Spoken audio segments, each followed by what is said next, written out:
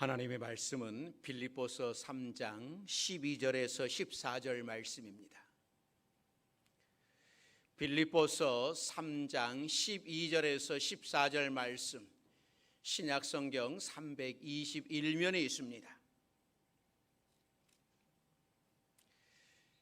다 찾으신 줄 알고 제가 봉독해 드리겠습니다. 빌립보서 3장 12절에서 14절 말씀 봉독해 드립니다. 내가 이미 얻었다 함도 아니요 온전히 이루었다 함도 아니라 오직 내가 그리스도 예수께 잡힌 바 된 그것을 잡으려고 달려가노라. 형제들아, 나는 아직 내가 잡은 줄로 여기지 아니하고 오직 한 일, 즉 뒤에 있는 것은 잊어버리고 앞에 있는 것을 잡으려고 내 표대를 향하여 그리스도 예수 안에서 하나님이 위에서 부르신 부름의 상을 위하여 달려가노라. 아멘.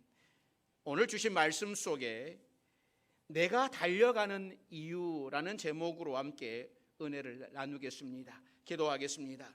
사랑과 은혜가 많으신 하나님, 코로나로 인하여서 우리 성도들이 주의 성전에 달려 나오지 못하지만 가정에서 온 가족이 모여 하나님 앞에 예배를 드리오니 우리의 예배를 받아 주옵소서. 오늘도 하나님의 말씀 앞에서 싸우니 성령께서 우리에게 말씀하여 주시고 깨닫게 하시고 결단하게 하시고 말씀을 들을 때에 하나님을 사랑하는 그 사랑이 깊어지도록 인도하여 주시옵소서. 우리 모두의 형편과 처지를 아시는 하나님께서 역사하여 주시사 우리 가정의 모든 문제들이 다 해결되도록 주여 도와주옵소서. 예수님의 이름으로 기도드립니다. 아멘. 오늘도 온 가족이 한자리에 모여 말씀 앞에 서신 여러분의 가정 속에 하나님의 은혜가 함께 하시기를 바랍니다. 지금 이웃나라 도쿄에서 올림픽이 열리고 있습니다.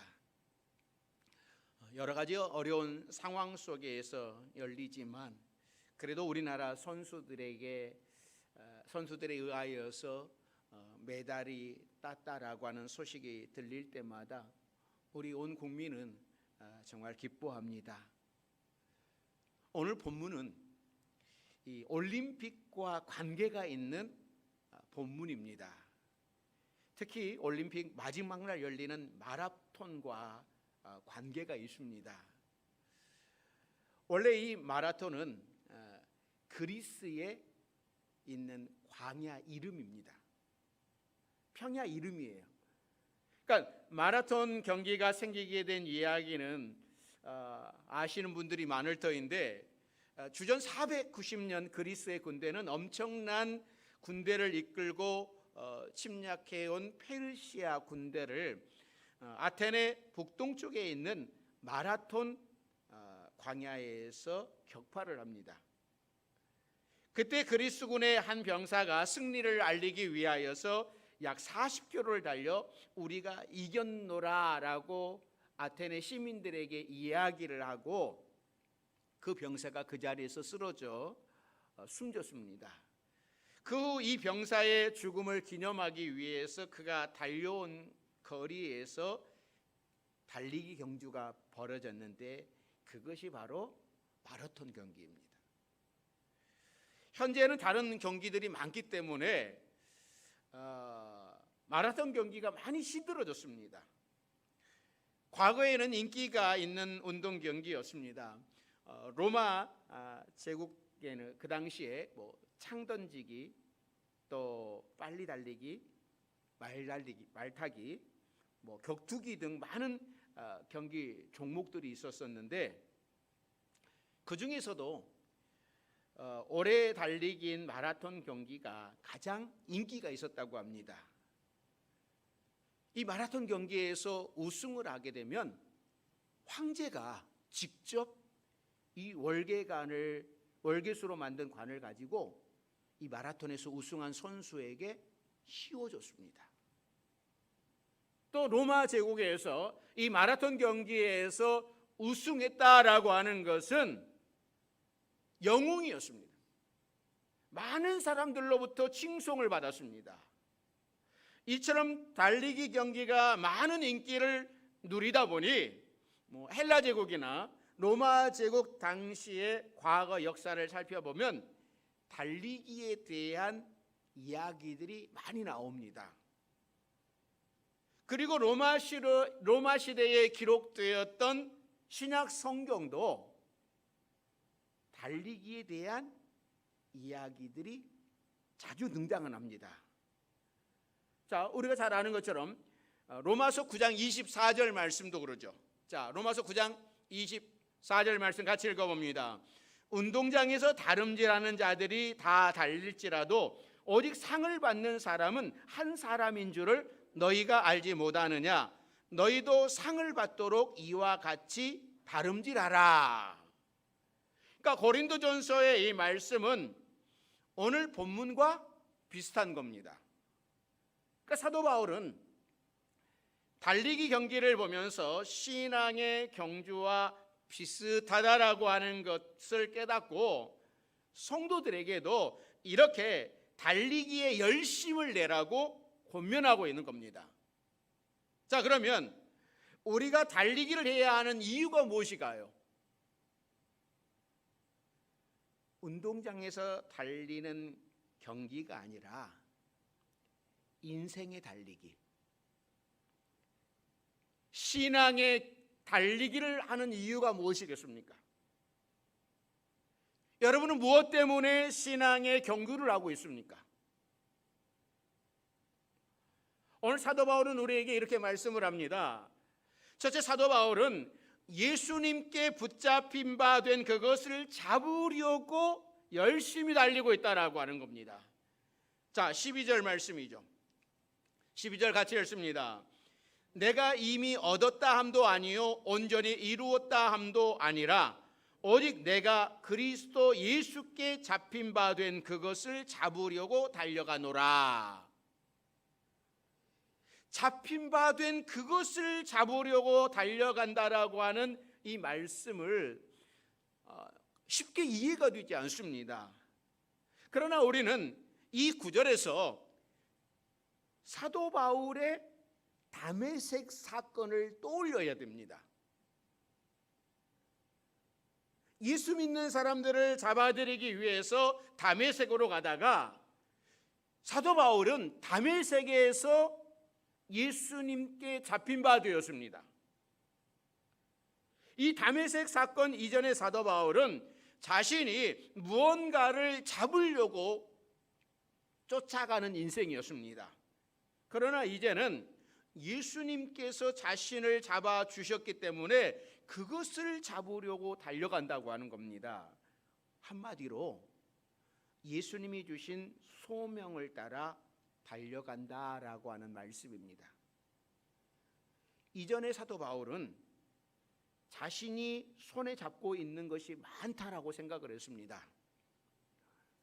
난지 8일 만에 할례를 받았고 베냐민 지파의 후손이고 정통 유대인뿐만 아니라 정통 유대 교육을 받았고 율법에는 흠이 없는 바리새인으로 살아가는 것, 이것을 위해 이렇게 노력을 했기 때문에 자신이 이룬 것들이 너무나 많다라고 생각을 했습니다. 그러나 예수님께 딱 잡히고 나니까는 그 전에 사도 바울이 잡으려고 애썼던 모든 것들이 아무것도 아니라고 하는 것이 깨달아졌어요. 그동안 사도 바울이 그렇게 잡고 애쓰려고 했던 것들이 별거 아니라고 하는 것을 알고 배설물처럼 여길 만큼 예수님께 붙잡히고 나니까는 예수님이 너무나 좋더라고 하는 겁니다.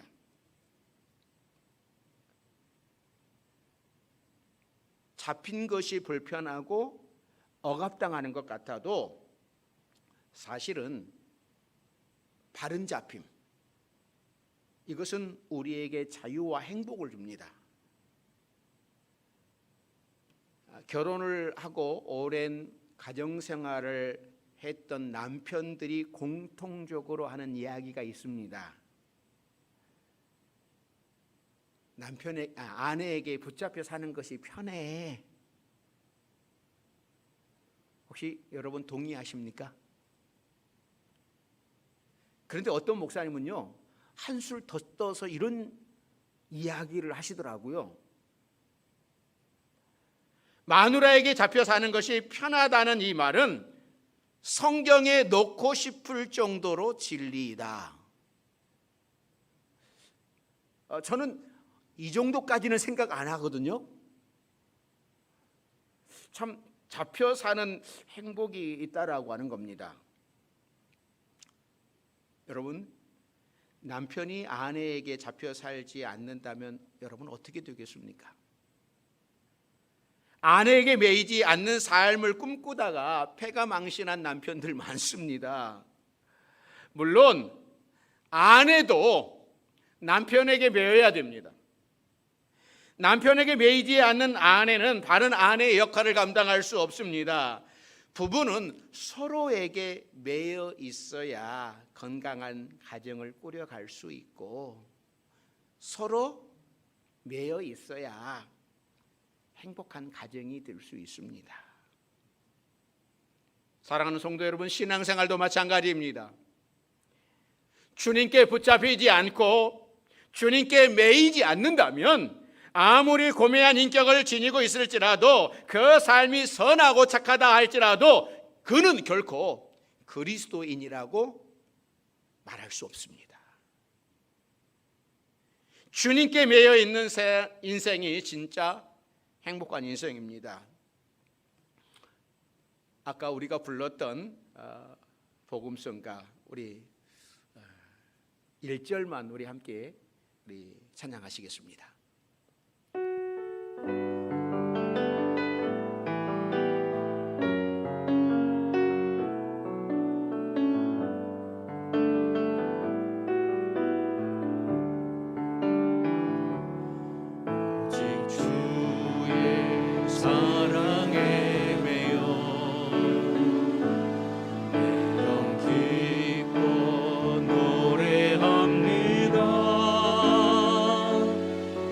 소망의 언덕 기쁨의 땅에서 주께 사랑드립니다.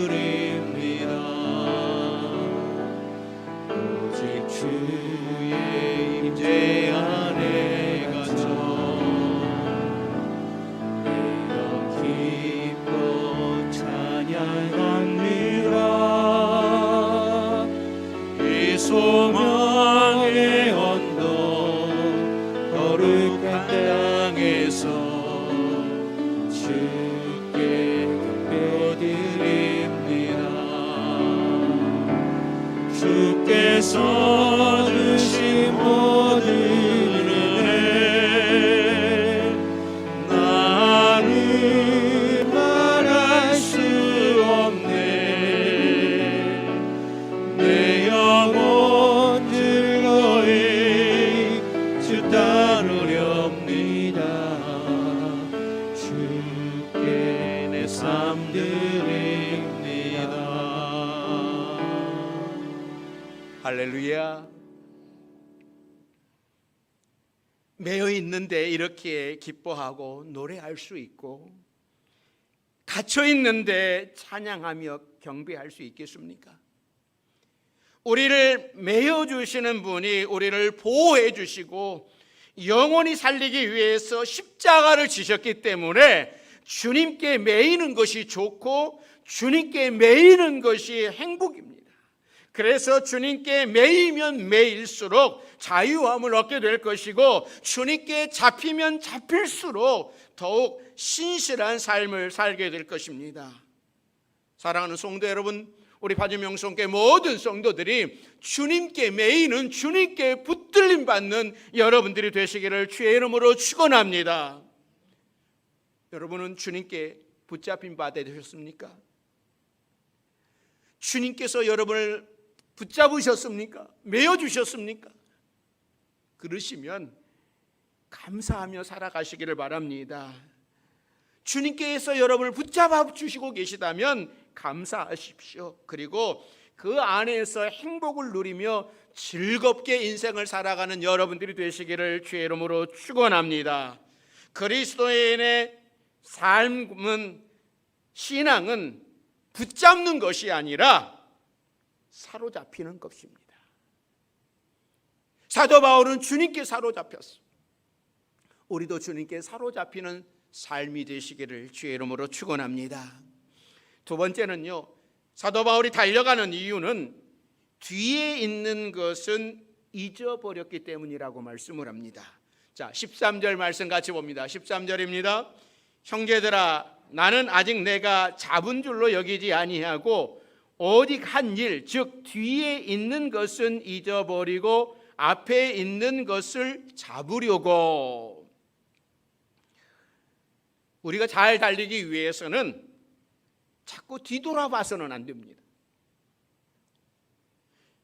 이것은 초등학생들도 알아요.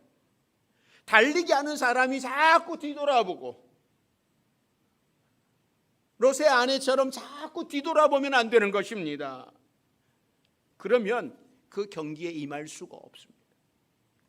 잘 달릴 수 없습니다. 자꾸 뒤를 돌아보다가는 앞에 있는 것이 무엇인가에 부딪혀서 넘어지고 말게 되는 겁니다. 사도 바울은 이미 예수께 잡힌 인생이 되었습니다. 예수님께 잡혔다고 하는 것은 내 인생의 가치관과 삶의 목표가 달라졌다고 하는 겁니다. 어떤 사람은 예수님을 믿는 이유가 예수님이라고 하는 힘센 친구를 얻어서 내 인생과 내 환경을 바꿔보려고 하는데, 신앙생활은 예수님을 이용해서 내 인생을 바꾸는 것이 아니라 예수님에 의해서 나 자신을 바꾸는 것입니다. 그러기 위해서는 예수님을 알기 이전에 내 인생은 철저하게 잊어버려야 됩니다. 거기에 매여 있으면 예수님께 매일 수가 없습니다. 생물학자인 최재천 교수가 쓴 닭이 알을 낳는다라는 책에 이런 이야기를 합니다. 이 다람쥐에 대한 이야기를 하고 있는데, 이 다람쥐가 가을이 되면 겨울철 채비로 부산을 떤다고 합니다. 겨우내 먹을 도토리를 여기저기 숨기느니라고 여념이 없습니다.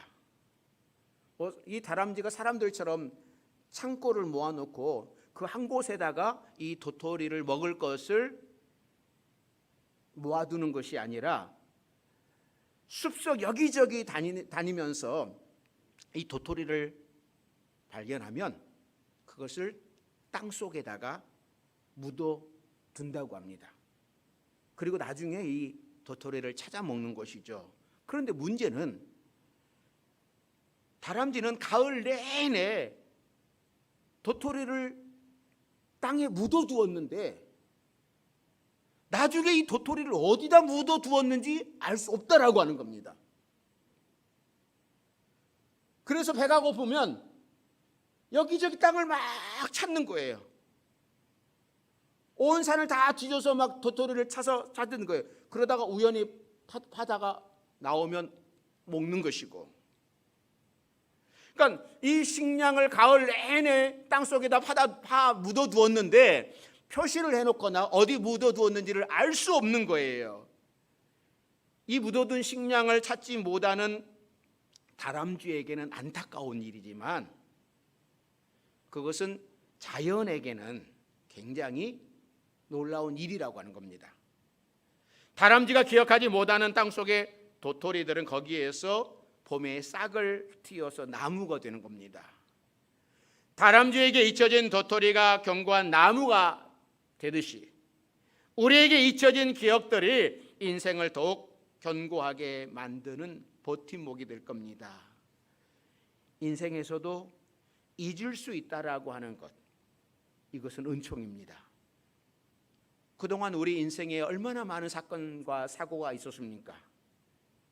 다 그것을 기억을 하고 있다면, 다 기억된다면 우리의 정신은 온전하지 못할 것입니다. 우리 인생에는 기억해야 할 것을 기억하지 못해서 당하는 고통보다 잊어야 하는데 잊지 못해서 아픔이 더 많은 것입니다. 그러므로 뒤에 있는 것은 잊어버리십시오. 아픈 것도 잊어버리십시오. 자랑하고 싶었던 스펙들도 잊어버리고 우리의 관심은 오직 우리 앞에 계시는 예수님만 바라보시기를 바랍니다. 히브리서에도 달리기 경주를 비유하는 말씀을 하고 있습니다.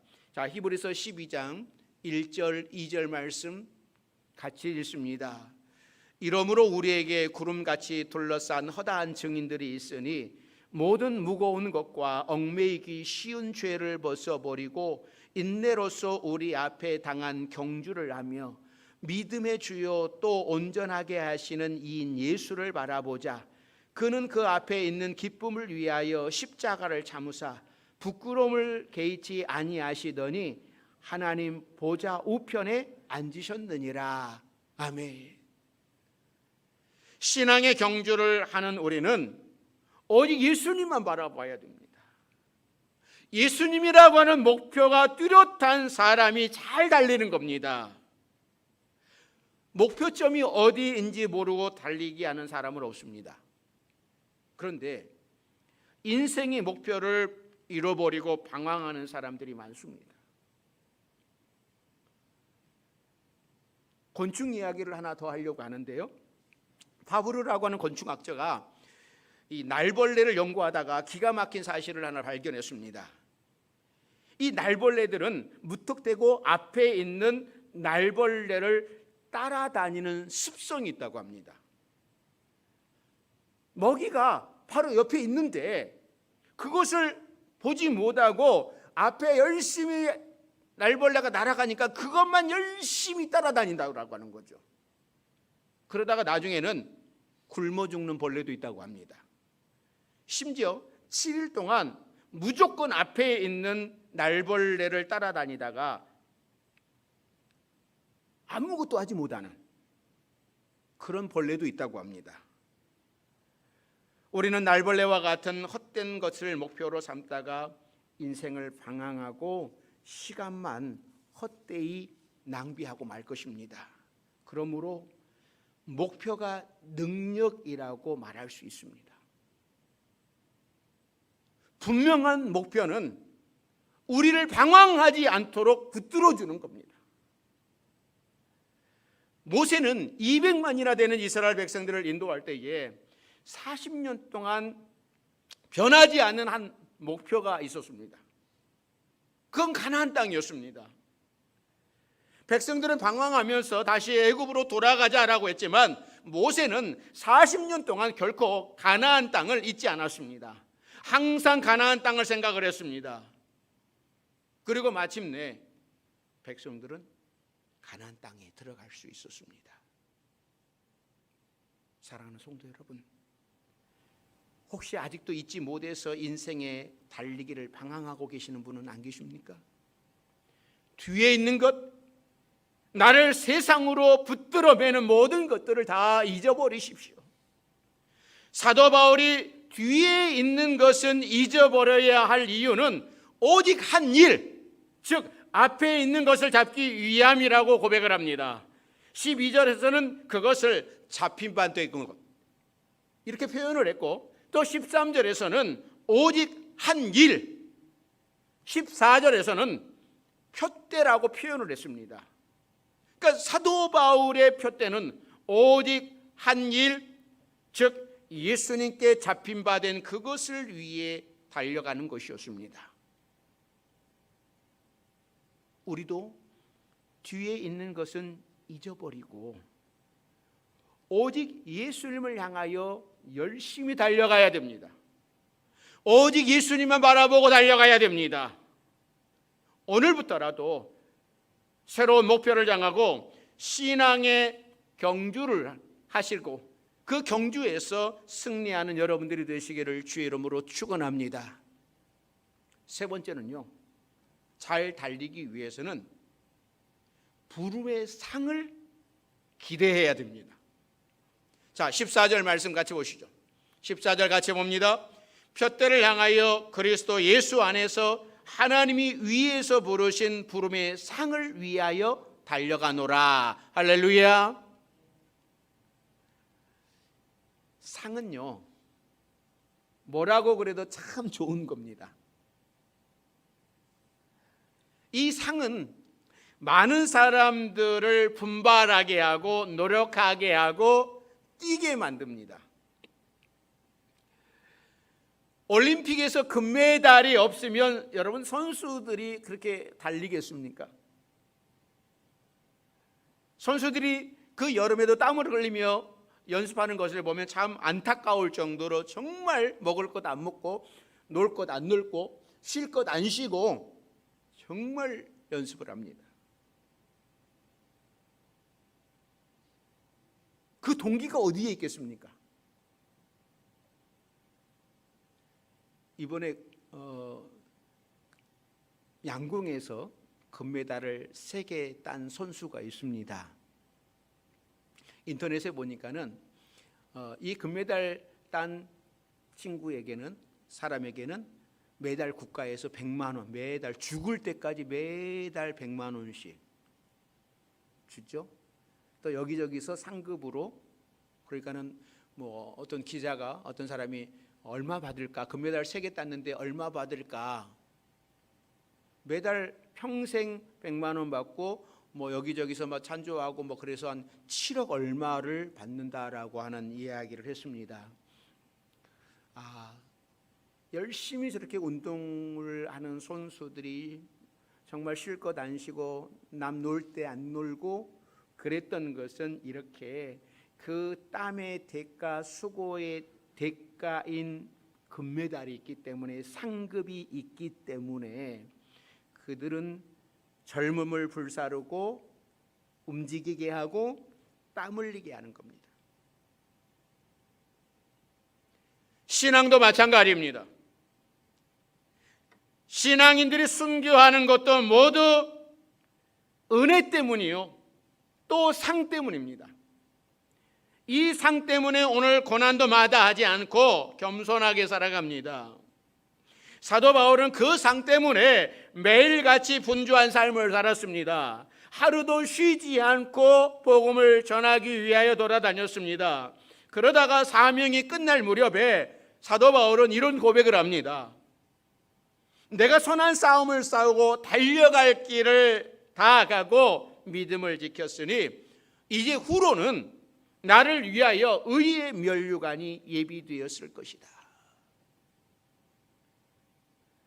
얼마나 자신 있는 기대요, 소망이요, 만족스러운 고백입니까? 마치 42.195km를 달려갈 길을 다 마치고 고린 지점에 돌아와 손을 들고 나는 이제 완주했다라고 하고 만족스럽게 고린하며 마라톤을 끝내는 모습과 같습니다. 무슨 일이든지 성공스럽게 마치고 끝나는 것이 아름다운 겁니다. 한평생 한 직장에서 일하다가 정년 퇴임하는 것도 아주 귀한 일이고요, 자랑스러운 일입니다. 학생이 열심히 학교에 다니고 졸업식 하는 날이 참 자랑스러운 날입니다.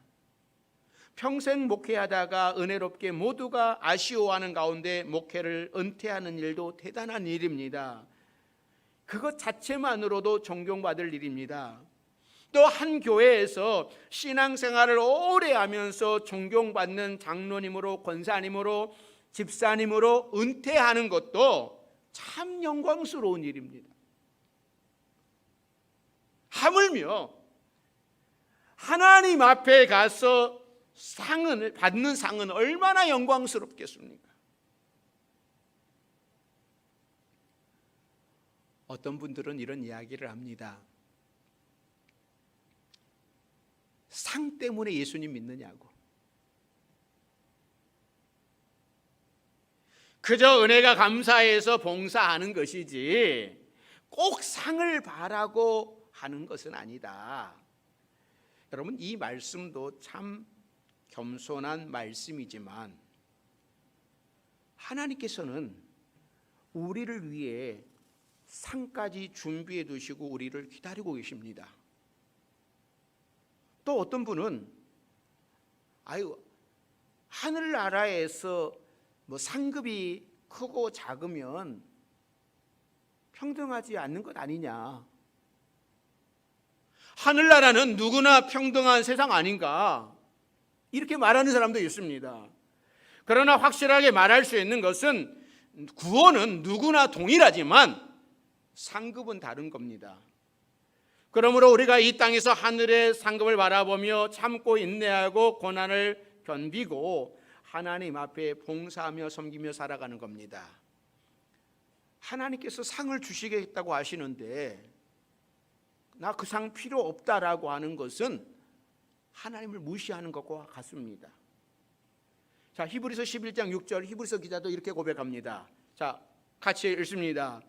믿음이 없이는 하나님을 기쁘시게 하지 못하나니 하나님께 나아가는 자는 반드시 그가 계신 것과 또한 그가 자기를 찾는 자들에게 상 주시는 이심을 믿어야 할지니라. 하나님께서 우리에게 상 주시는 이심을 믿으십시오. 하나님께서는 우리에게 어떤 방식으로든지 상급을 주고 싶어 하십니다. 세상에서 주는 상도 참 좋지만 하나님이 주시는 그 상은요, 그 무엇과도 비교할 수 없는 영광스러운 상급이 될 겁니다. 사랑하는 성도 여러분, 사도 바울에게 다메섹 이전의 삶은 사역자의 삶을 사는 데는 좋은 글씨와 같았습니다. 그러나 사도 바울은 그것 때문에 좌절하거나 절망하지 않았습니다. 그는 이전의 삶 때문에 그리스도 예수께 더 붙잡힌 삶을 살 수 있었고 표대 대신 주님만 바라볼 수 있었고 하나님이 위에서 부르신 부름의 상을 향해 달려갈 수 있었습니다. 여러분들은 인생의 길을 달려가는 이유가 무엇입니까? 신앙의 경주를 하는 이유가 무엇입니까? 그것은 우리가 예수님께 붙잡혔기 때문입니다. 예수님은 우리로 하여금 뒤에 있는 자랑스러운 일도 있게 하셨고 억울하고 슬픈 일도 있게 해주셨고 하늘의 상급을 위하여 달려갈 수 있게 해주셨습니다. 하나님의 크신 사랑이 우리 인생길을 인도해 주시고 달려갈 수 있도록 힘을 주셨습니다. 우리 모든 성도들이 이 신앙의 경주, 이 신앙의 경주에서 오직 예수님만 바라보고 예수님만 자랑하고 예수님께 감사하며 믿음의 경주에서 승리하는 저와 여러분들이 되시기를 주의 이름으로 축원합니다. 기도하겠습니다. 사랑과 은혜가 많으신 하나님, 우리는 인생의 신앙의 경주를 하고 있습니다. 오직 예수 그리스도만 바라보고 또 뒤의 것은 잊어버리고 또 상 주시는 이시는 하나님을 바라보고 신앙의 경주, 믿음의 경주에서 승리하는 우리 모든 성도들이 되게 하여 주시옵소서. 예수님의 이름으로 기도드립니다. 아멘.